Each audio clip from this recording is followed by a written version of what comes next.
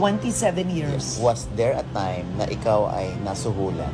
Absolutely. Alam mo, ang pinakamalaking attempt sa suhol ay sa radyo. Kasi sa radyo, hindi mo alam ang komentaryo napakadali. At ito po masasabi ko sa inyo na talagang with a straight face is all the times na I have been offered, I have never taken a single centavo in my life.